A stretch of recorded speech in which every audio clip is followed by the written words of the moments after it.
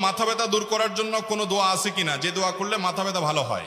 দোয়া আছে ভাই, শুধু মাথা ব্যথা নয়, শরীরের যে কোনো অঙ্গে ব্যথা হলে সেই ব্যথা দূরের জন্য অব্যর্থ এবং পরীক্ষিত একটা দোয়া আছে। সেই দোয়াটা হলো আউযু বিইজ্জাতিল্লাহি ওয়া কুদরাতিহি মিন শাররি মা আজিদু ওয়া উহাজির। 7 বার পড়বেন। যেই জায়গায় ব্যথা হয়েছে ওই জায়গায় হাত রেখে আউযু বিইজ্জাতিল্লাহি ওয়া কুদরাতিহি মিন শাররি মা আজিদু ওয়া উহাজির, যার অর্থ হলো আমি আল্লাহর কাছে আশ্রয় চাই, আল্লাহর কুদরতের মাধ্যমে আশ্রয় চাই। কিসের থেকে? আমি যে ব্যথা অনুভব করছি এটা থেকে। একজন সাহাবীকে নবী সাল্লাল্লাহু আলাইহি ওয়াসাল্লাম দোয়া শিক্ষা দিয়েছেন, তার ব্যথার জায়গায় তিনি হাত দিয়ে দোয়া পড়েছেন, তারপর তাকে আল্লাহ তাআলা পরিপূর্ণ শেফায়ে কামেলা দান করেছেন।